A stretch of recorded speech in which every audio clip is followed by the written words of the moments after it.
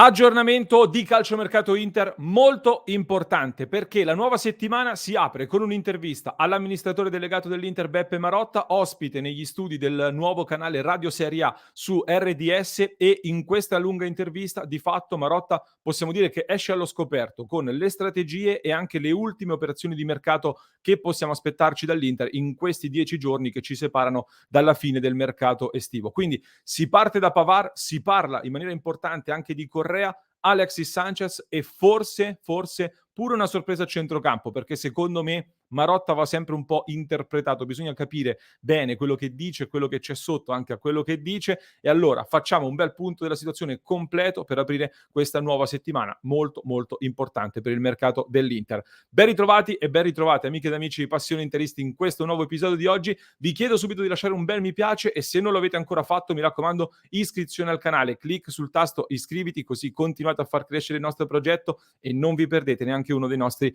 appuntamenti quotidiani con gli approfondimenti di Casa Inter.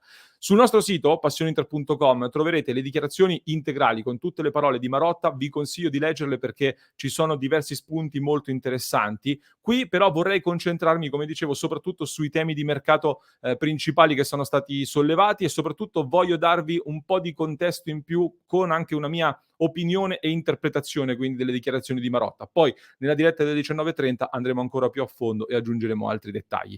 Bisogna partire sicuramente da Benjamin Pavard, il difensore del Bayern Monaco, è stato anche il primo tema trattato di fatto di mercato in questa intervista. Si parte con una battuta dicendo che è impossibile che venga chiuso e annunciato già oggi, ma Marotta soprattutto conferma che siamo messi bene, dice, riguardo a questa trattativa. Ed in effetti l'Inter, diciamo, nelle ultime ore ha alzato l'offerta al Bayern Monaco per il difensore in scadenza nel 2024. Si parla di una cifra superiore addirittura ai 30 milioni di euro, se includiamo anche i bonus. Col Bayern di fatto le parti sono abbastanza vicine d'accordo, tant'è che se vi ricordate negli ultimi 2 giorni soprattutto, vi dicevo, l'ostacolo in questa trattativa principale sembra legato soprattutto al fatto che i tedeschi devono prendere un altro calciatore nel reparto, piuttosto che un ostacolo legato alle cifre di questo accordo. E anche questo ostacolo in queste ore potrebbe essere superato, visto che si parla di una trattativa avviata tra il Bayern e il Feyenoord per Geertruida, questo esterno destro. Le prossime ore quindi sono decisive, sta però subentrando, devo dire, molta fiducia circa la possibilità di prendere Pavard, che è un grande colpo, e penso che almeno per una volta su questo saremo tutti d'accordo. Inzaghi ha chiesto espressamente un difensore fortissimo, in conferenza stampa ha anche detto che la fase di non possesso deve diventare un punto di forza della sua Inter, e ecco, io credo che, con tutto il rispetto per Darmian, che è un mio idolo assoluto, lo sapete da sempre, non si può immaginare, o comunque non si può sperare che ripeta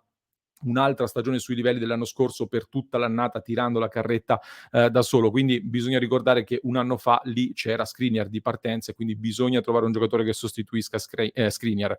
E se proprio non vogliamo dire che Pavard è più forte di Skriniar, comunque di sicuro siamo su un giocatore di livello molto molto alto. Anzi, per il gioco di Inzaghi direi che su questo siamo tutti d'accordo, è estremamente funzionale sia per caratteristiche difensive che anche nell'aiuto in fase di costruzione.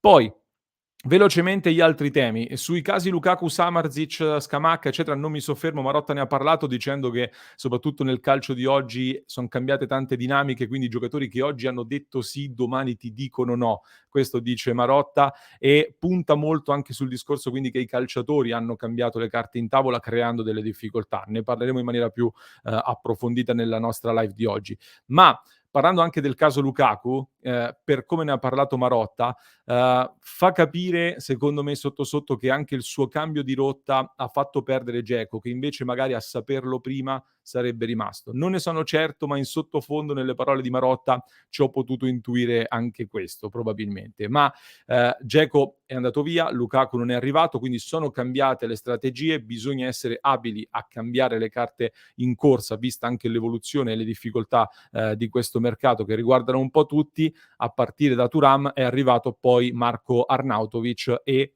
arriviamo, per completare il reparto offensivo, ai casi Correa Sanchez, di cui parliamo tra pochissimo. Su Arnautovic però un flash: Marotta dice una frase del tipo che un grande manager deve avere dei grandi obiettivi, parla anche molto del fatto che, si dice che l'Inter prenda in giro qualcuno sostiene che sia una presa in giro i grandi nomi che escono, invece Marotta dice che una grande società deve avere grandi obiettivi ambiziosi e lavorano in quell'ottica lì.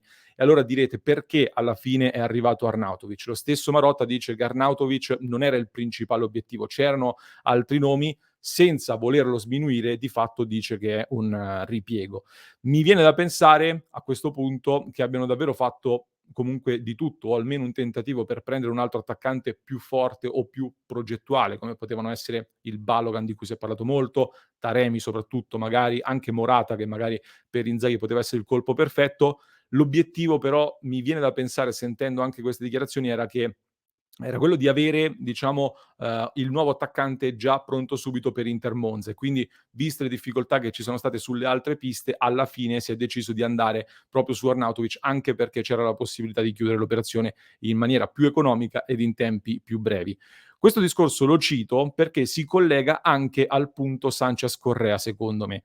Correa è stato lasciato in panchina contro il Monza e, come dicevamo anche in diretta, di sicuro non ci sono di sicuro ci sono anche delle motivazioni da parte dell'allenatore, un allenatore che lo vuole spingere in uscita perché evidentemente non conta più su di lui. Quindi dietro l'esclusione c'è anche un motivo di mercato sicuramente.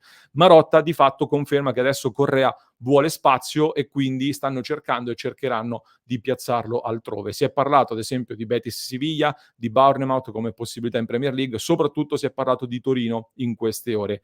Chi può prendere allora il suo posto all'Inter? È chiaro che se parte in prestito Correa il budget è ridotto, quindi non ci sarebbe un tesoretto da spendere e Marotta di fatto conferma che Alexis Sanchez da svincolato si è proposto all'Inter e quindi vuole tornare all'Inter dopo che l'anno scorso, dice Marotta, era andato via a malincuore.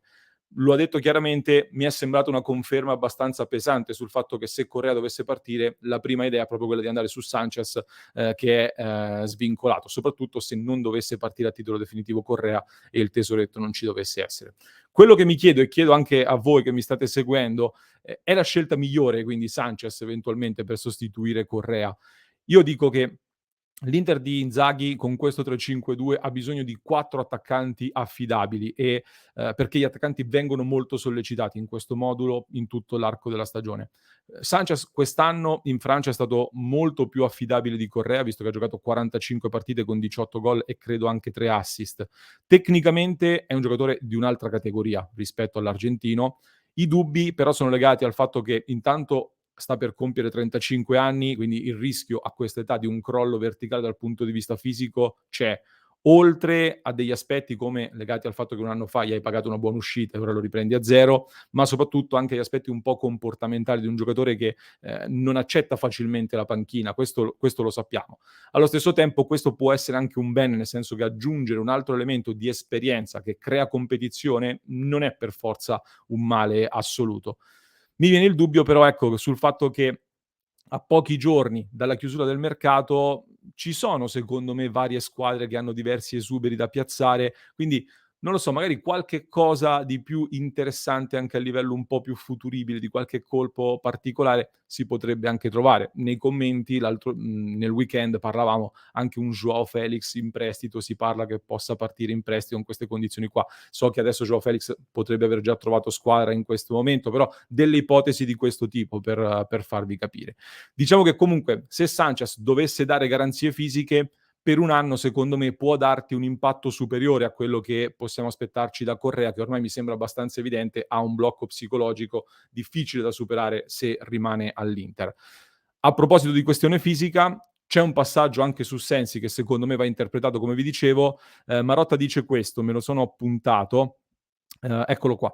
Siamo abituati a vederlo bene nel precampionato, però ha avuto diversi problemi fisici. Può darci un valido apporto se sta bene, se si allena con continuità. Ehm, Più o meno è questa la frase che ha detto. Ne ha parlato quindi in questi termini, mettendo dei dubbi sulla condizione fisica.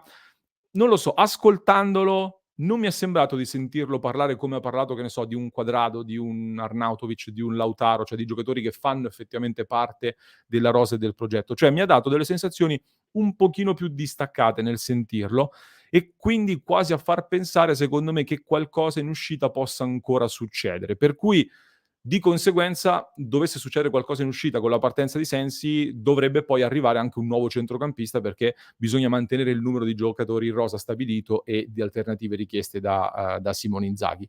Lo scopriremo a brevissimo, immagino. Fatto sta che nel frattempo la rosa dell'Inter che si va componendo, vi condivido lo schermo per chi ci segue da YouTube, ve lo leggo per chi ci ascolta in podcast, vede Sommer Audero con Di Gennaro tra i pali, Darmian Pavard sulla destra, sperando appunto che si completi l'operazione Pavard nel mercato, mai dire mai, andiamoci cauti ovviamente. De Vrij, Acerbi, Bastoni, Bissek come coppie difensive, Barella, Frattesi, Cialanoglu, Aslani, Mkhitaryan, Sensi col punto di domanda o un altro centrocampista, Dumfries, Quadrado sulla destra, Carlos Augusto e Di Marco come alternative sulla sinistra, in attacco Lautaro, Thuram, Arnautovic e probabilmente a questo punto Alexis Sanchez al posto di Correa, stando a quello che dice Marotta. Questa è la rosa che sta prendendo forma all'Inter. Ora, attendiamo, lo ripeto per essere chiaro, perché può succedere sempre di tutto, ma guardo questa rosa e dico, di sicuro delle incognite ci sono, perché ci sono state tante novità e quindi dei dubbi, delle incertezze sono assolutamente legittimi.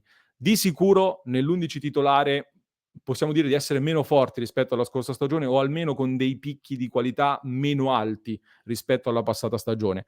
Ma se guardo alle alternative, alla possibilità di ricorrere alla panchina e anche di variare caratteristiche, oltre che di avere più elementi "credibili", tra virgolette, che subentrano dalla panchina, non lo so, sta nascendo secondo me una squadra credibile per poter competere ad alti livelli, soprattutto in Italia che è il principale obiettivo e anche oggi si è riparlato di seconda stella in questo senso. Questo non significa, secondo me, e lo specifico perché lo ha detto e lo ribadisco spesso, non significa per me obbligo scudetto, perché l'Inter per me non è obbligata a vincere lo scudetto, ma non significa nemmeno dare ad Inzaghi l'alibi che può ottenere qualsiasi risultato senza problemi, perché tanto qualsiasi cosa accada è colpa di altri che non lo hanno messo nelle condizioni di lavorare bene.